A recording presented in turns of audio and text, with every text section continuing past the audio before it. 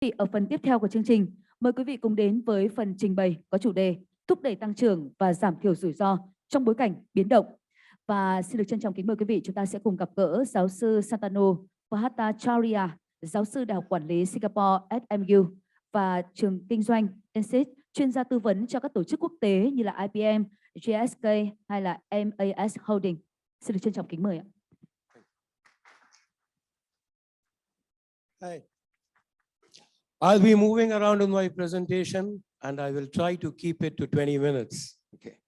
So here's the goal for the day. I'll be talking about corporate growth, innovation, in an environment that is VUCA. Many of the speakers before me have already spoken of the need to manage volatility. So right away, what is corporate growth all about? Corporate growth can be broken up into two types. Corporate growth that is driven by volume, so economies of scale, and corporate growth that's divided by activity.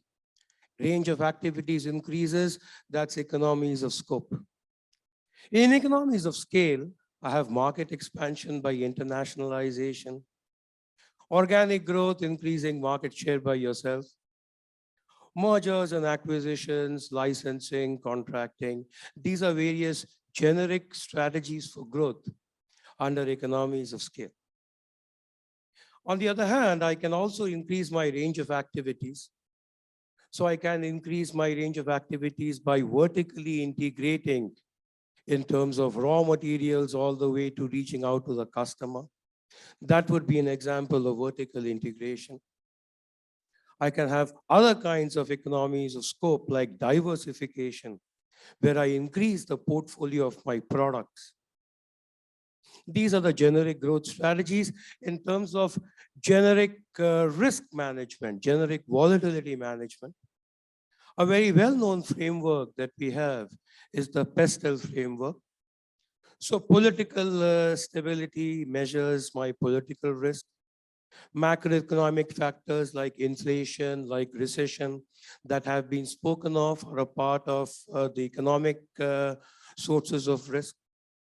Then I have migration issues of within country conflict, social factors, how quickly technology is changing, technological factors. A lot of speakers have spoken of environmental regulations needing to be toughened up to account for net zero carbon by 2050. That would be an example of economic volatility, environmental volatility, sorry. And then, of course, the legal framework of the country. Put together, what do we have in terms of skill sets that we need for growth? Of course, we need a leadership mindset and culture. But we also need organizations to work with each other. The issues of collaboration have been raised earlier. How do we design the ecosystem so that we have collaboration? How do we organize ourselves? The role of technology and data in terms of growth is very important. I'll talk about fintech as an example of how technology and data are driving growth. And then the firm's own internal functional capabilities. So with that said, let me jump right away into the first kind of growth mode, which is market expansion by internationalization.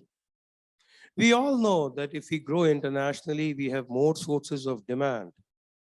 What is not so clear is how do we match that demand with supply so that growth can be achieved in an economically efficient manner.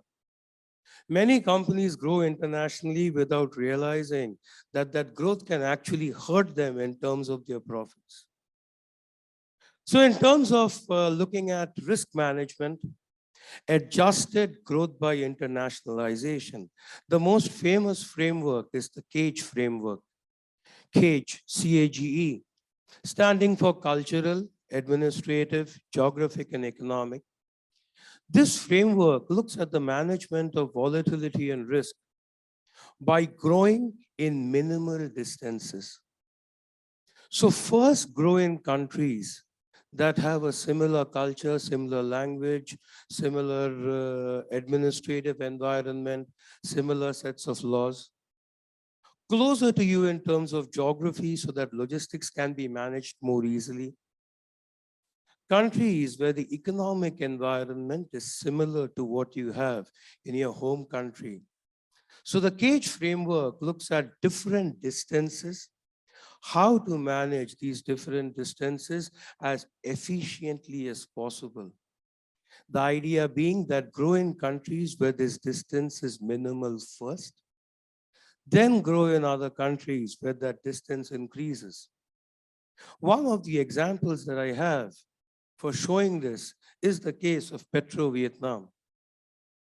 Petro-Vietnam operates today in 14 countries. The first countries that they expanded into were countries in the neighborhood like Indonesia, Malaysia, Myanmar, and so on. Once they had a grip of how to internationalize within these countries, they then expanded further in the region in Asia into countries like Mongolia and Iraq. They are still growing. I believe they will still internationalize further. But the objective is manage your risk by learning. First, grow in countries where you're familiar with. After that, you can expand the range of your growth. In terms of managing the risk of supply, the risk of distribution, in the F&B sector, in many other sectors, a very well-known model for managing the risk of growth is the franchising model. I'm sure you've heard of the franchising model. Almost all fast food globally is distributed by the franchising model. What does the franchising model have? It basically has a firm that owns a brand, but does not want to invest a lot when it goes into foreign countries. So it invites franchisors to pay it a fixed fee for operating the franchise in the foreign country. The franchising model is something that Wrap and Roll, a Vietnamese fast food joint that sells wraps, has used to expand to Singapore and other locations. McDonald's uses the franchise model everywhere. In the oil and gas sector, Shell has expanded its retail footprint by using this particular franchising model. So the franchising model for distribution is a good model for you to mitigate your risk. Next, organic growth in terms of market share. The best example that I have is the fintech sector. The fintech sector's growth in the last decade has been phenomenal. What has the fintech sector done to achieve that kind of phenomenal growth, organic growth? If I take a look at traditional financial institutions, almost all of them began by offering services like deposits, savings, and so on. Very minimal transactions. And then they expanded those transactions into relationships. So if you take a look at any bank, any financial institution strategy statement, vision statement in the last decade, you would see things like, we know our customer. We have a relationship with the customer. We know your needs. We serve all your needs. So the model that these traditional financial institutions had built on was moving from transactions to relationships, understanding the need for relationships, growing the relationship by offering different services, offering one-stop solutions. So a customer can have savings accounts, foreign exchange transactions, loans, everything with one financial institution. How did the fintech world upend this model? The fintech world upended this model by saying that while traditional organizations are focusing on customer acquisition, trying to get customers to use different services that we offer, the fintech firm said, this model is not one for us. What are we good at? We are good at technology. We are good at speed. We are good at cost management. So foreign exchange fintech companies like TransferWise, like Oanda, they rely on peer-to-peer mechanisms. Somebody in the US wants Vietnamese dong. Somebody in Vietnam wants US dollars. Match these flows as efficiently as possible. Versus banks work with the central bank. They got the money from the central bank at a certain rate, charged a higher interest on that, a premium on that. The bank model was costly. By managing peer-to-peer relationships, fintech companies grew better at this because they were driven by technology and data, better functional capabilities. Fintech companies focus on small ticket transactions, high number of transactions. By doing that, they have completely disrupted the traditional financial institution model. Where are fintechs growing? For the most part, in the B2C part of the banking sector. So in retail, you'll see that fintech has grown very strongly. In retail, you've seen that fintech has grown very strongly. In the payment sector, it's grown very strongly. Effectively, what we are seeing is that technology companies who act as customers of traditional financial institutions, they know the processes that they sort of use from these traditional financial institutions. By using technology, data, cost effectiveness, they have come a big way in terms of the traditional businesses of banks. As examples, Stripe is one of the biggest payment processors in the world today. Temasek has invested in Stripe. Stripe looks at all payments. So for a business to customer, business to supplier, all kinds of payments are facilitated by Stripe. Stripe has managed to basically make the payment section of banks obsolete because the transaction costs that Stripe charges are much lower. Payments has been the traditional part where the fintech model has advanced in a big way. Next, what we see is that with digital banking offerings, the digital banking business will make personal finance in the financial sector very, very competitive. So services like deposits, loans, these are the services that they will replace. Traditional banks have relied on physical branches. Physical branches represent proximity to the customer, represent access to the customer. But that physical branch proximity advantage is going away. The number of visits over time that customers make to the traditional bank has been going down. The new business that the world sees is at the bottom of the pyramid. Fintech has shown this very clearly to us. Fintech has shown that the world is not going towards the high net worth individuals. Few customers with a lot of money, each one of them gives me a lot of business. The future of business is at the bottom of the pyramid. Small number of transactions per customer, large number of customers. That is where the growth model is. The smaller customers at the bottom of the pyramid, each one of them may not be able to give me a lot of business. But given the volumes of these customers, this is where the future will be. Next, other forms of economies of scale, like mergers and acquisitions. In mergers and acquisitions, risks are managed in terms of value, trying to understand when two companies merge, when one company is acquired by the other. What is the value being offered? Is the revenue of the two combined companies greater than the sum of each revenues of each company? Are there synergies in terms of revenue? So revenues of A plus revenues of B is less than the revenues of A plus B. That is synergies. In terms of costs, are the costs of A plus the costs of B less than the costs of A plus B? More than the cost of A plus B, sorry. That is synergies in terms of costs. So the synergies model will drive mergers and acquisitions in the future because the synergies model takes a look at different kinds of risk. If we merge, What are we adding to each other? I have different types of revenue risks here. I have different types of cost risks here. Do the revenue synergies make our revenues greater? Do the cost synergies make our costs smaller? That will be the model that we will need to look at. Semcorp is growing quite fast, their renewable assets portfolio throughout Asia. Here I have an example of Semcorp growing their revenues in their renewable assets in China through various kinds of mechanisms.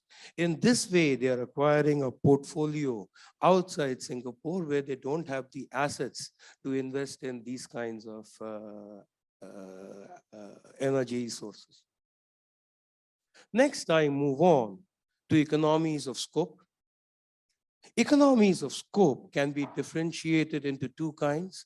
One is diversification, one is vertical integration. In terms of diversification, what we recommend is when you have existing markets and existing products, don't jump into new markets and new products.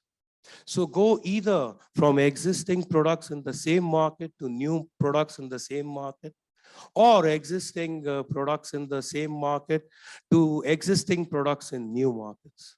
So take each step once at a time, then move to the next step. So first enter new markets with the same product, then introduce new products in new markets. In terms of examples of diversification, Petro-Vietnam obviously has moved into the world of fertilizers, into the world of transportation. These are adjacent businesses where there are economies of scale for Petro-Vietnam. Next, what are the basic drivers of vertical integration? The drivers of vertical integration are, do I have cost synergies from backward vertical integration into upstream industries? Do I have revenue synergies from forward vertical integration into downstream industries like retail? If I do, if I have synergies between assembly and retail, between components, part manufacturing, and raw materials, then vertical integration is a good way for me to grow. Vertical integration should lead to lower costs of procurement, better revenue opportunities, control of the supply chain, tighter integration. Typically, products of low complexity are more amenable to vertical integration. If the products have high complexity, in that case, vertical integration does not work because the vertically integrated firm does not have the competence to look at components of all different kinds. A good example of vertical integration is Electricity Vietnam. Electricity Vietnam is vertically integrated into generation opportunities, transmission, scheduling, and dispatching, as well as distribution and retail. That's because they have different activities. Each one of these activities can be designed in such a way, the generation can be designed in such a way that it is synergistic with distribution. Distribution can be designed in such a way that it's synergistic with retail and so on. Of course, you need digital transformation for this to be possible. The digital transformation has to work both from the internal perspective and from the customer perspective, internal and customer perspective, as well as business processes and the use of the latest science and technologies. Digital transformation is a big way for cost synergies to be achieved because once you integrate different elements of the organization, by having the data in one source, your data analytics are typically of much better quality. A lot of us have talked about renewables. Renewables growth indeed is a part of the mix with a caveat. Renewables will never really replace hydrocarbons. We will have hybrid systems in the future, in the foreseeable future, because renewables are weather dependent. One day you have sun, one day you don't. You cannot rely only on solar energy. Until battery storage technology gets efficient at a utility level, we will never have renewables replacing hydrocarbons completely. What we will always have in a grid is when wind energy is strong, when solar energy is strong, we first use that energy to satisfy the demand. Whatever is remaining, we use hydrocarbons because hydrocarbons have a reliable yield to input ratio. I put in 1 megaton of coal, I'll get 5.8 megawatts of electricity. I know that. So whatever I don't have from renewable energy, I can use hydrocarbons. So what we will have in the future is a mix of traditional energy and renewable energy for the next 20, 30 years until battery storage technology comes in. Then we can store renewable energy and use that for the future. Last few words on mindset. Which companies will grow in the future? Those companies that throw a lot of darts will grow in the future. Those companies that have an experimenting, adapting, learning model will grow in the future. Those companies that have a model in innovation in that we have one technology, we will plan and analyze with this technology, we will optimize this particular technology, we will stick to this technology. In a volatile world, this model does not work. If companies have to grow, they don't know which will be the best growth method. Try 5 different things. One of them will work. It has to be an agile, nimble, data-driven technology. I've written a book myself on this topic. Different business models. Rather than selling products, lease products. Everything as a service is something that's seeing a lot of growth in India in terms of agriculture. Companies are renting out, leasing out agricultural equipment because things like disc harrows, cultivators, tractors, they are used for 1 week a year. Smallholder farmers can't afford it. But if you lease out these equipment, then for those 3 or 4 days in a year that I need that equipment, I can use that equipment. So servitizing rather than selling is a model that will apply in the future. The role of ecosystems, you take Apple, Apple is very well integrated into their ecosystems. They reduce their risk of technology obsolescence by being integrated in all parts of the value chain in terms of technology. Key points, economies of scale, economies of scope, together make up growth opportunities. Internationalization, organic growth, M&A, scale growth opportunities. Diversification, vertical integration, scope opportunities, matching leadership mindsets, new business models, ecosystems, technology. These are the tools that will enable you to achieve these growth objectives. 21 minutes is not bad. Thank you so much.